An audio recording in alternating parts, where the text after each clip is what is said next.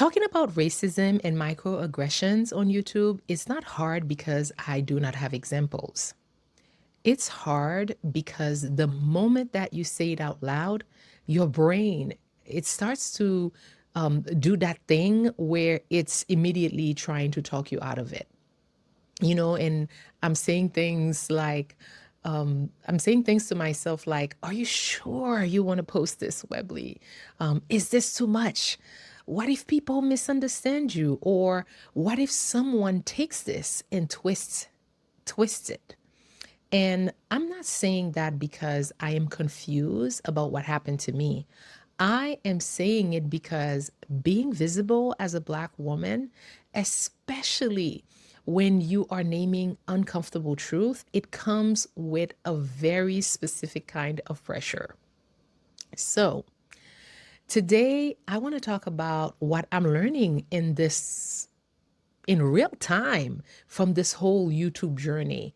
And this is not the how to get views part or how to go viral. This is the internal part, the part where you're trying to build something while you're also unlearning the habits of shrinking yourself for other people's comfort. So, here's what I've noticed. When I post videos about business, funnels, or pricing, offers, that's very easy for me.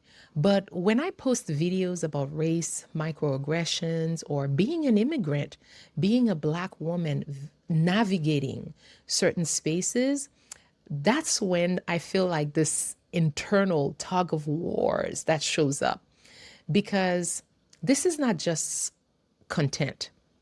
Its identity, its memory, its lived experience, and it's also the awareness that some people they are going to watch your video and they are already committed to not getting it. So yeah,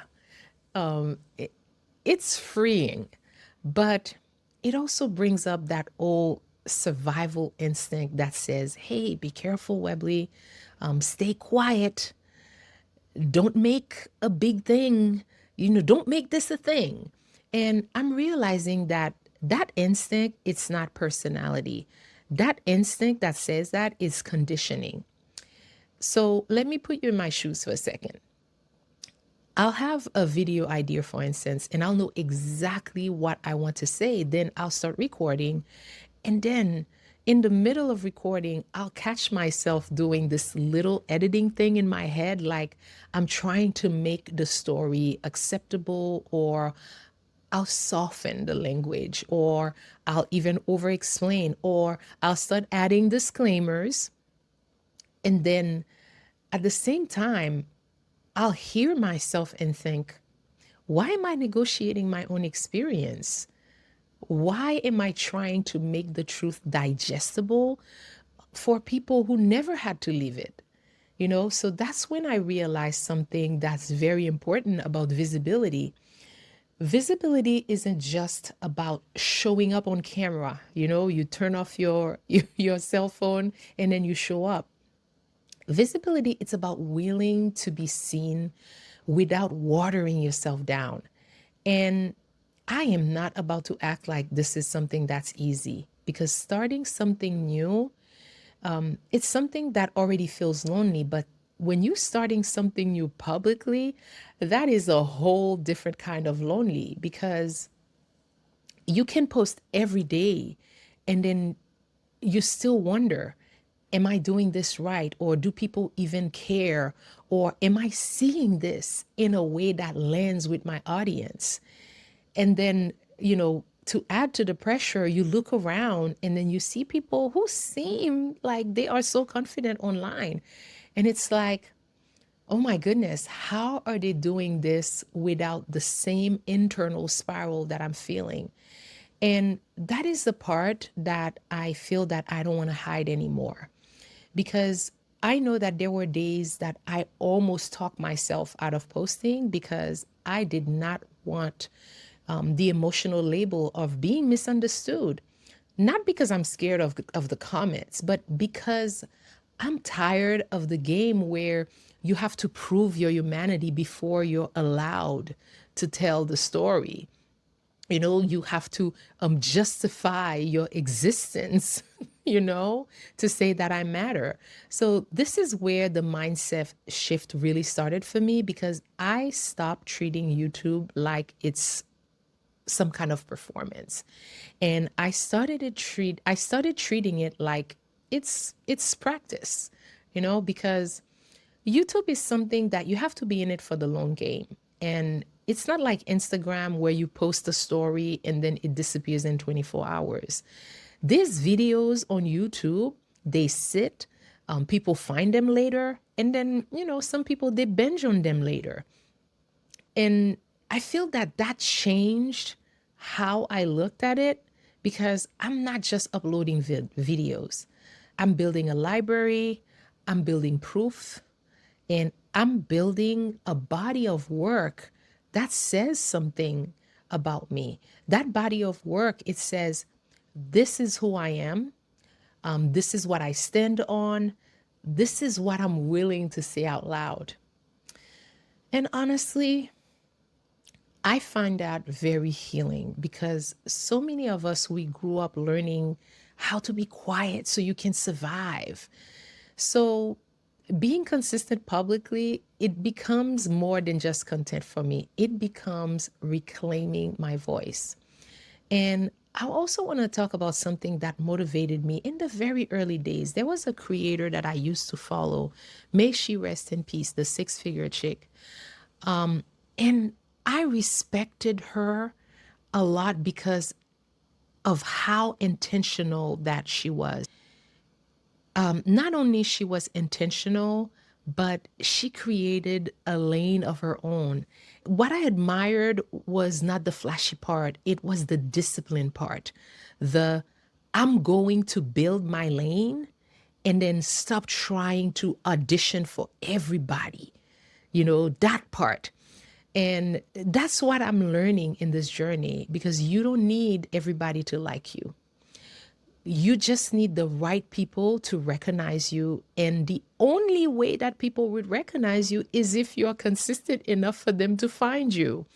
So I'm letting this be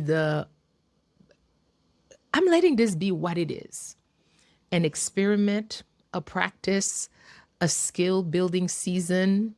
And I'm giving myself permission to learn in public without acting like I have to be perfect to be valuable.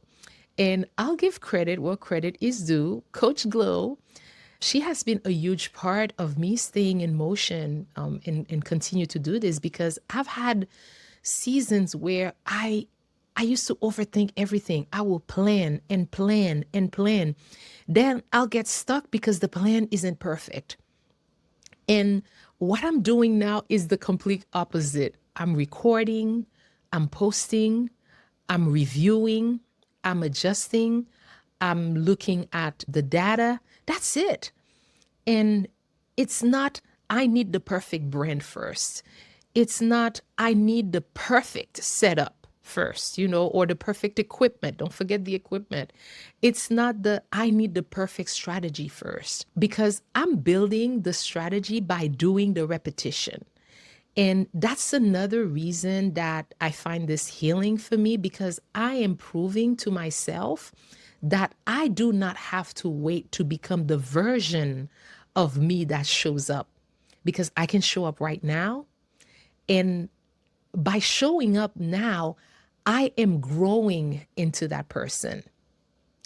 Now, I want to connect this to something real, because this YouTube journey isn't completely separate from my business. It's also tied to how I see myself. And one thing that I had to face is pricing and self-worth in my business, because I've underpriced my services a lot before. A lot of us have, because you do the work, you give your time, you give your brain, and then you end up resentful because you know in your heart that you did not charge what your work was worth. And that resentment, it doesn't just sit in your business because it ends up leaking in your confidence, it leaks into your energy, and it makes you doubt yourself. You second guess yourself a lot. So I have been learning how to be more assertive, not aggressive, assertive. And there's a difference because assertive is this is my rate, this is my process, this is how I work. And if someone cannot afford it, that doesn't mean that I'm wrong. It simply means that we're not a match. And that mindset, it is part of what YouTube is helping me practice too. Because every time you post something, you're basically saying, hey, I'm here, I'm visible, this is my voice. And that, I feel like I know that that's self worth in motion.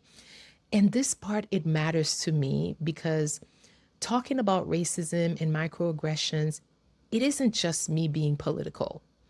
It's me being truthful. It's me refusing to pretend that these experiences, they don't shape how we move through the world. Because a lot of spaces, they are comfortable with Black people as long as we're entertaining, as long as we're helpful, or as long as, you're quiet. But the moment that you start naming patterns, people get weird or people get offended.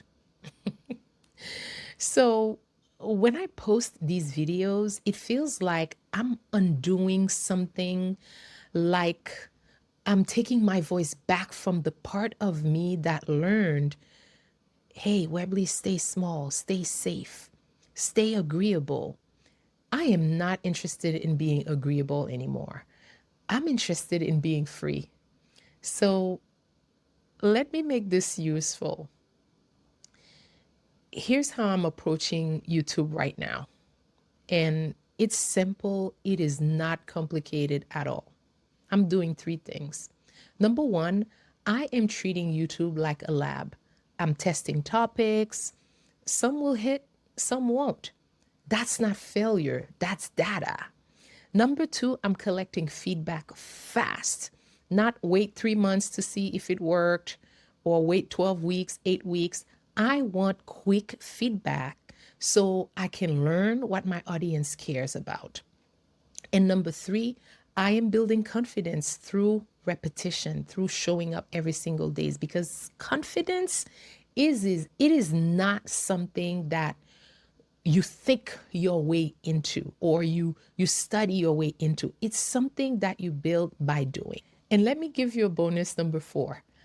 I am committing to my lane because not everybody has to understand my content, and I'm not trying to be a universal Weebly. I'm trying to be specific, and that is what creates community.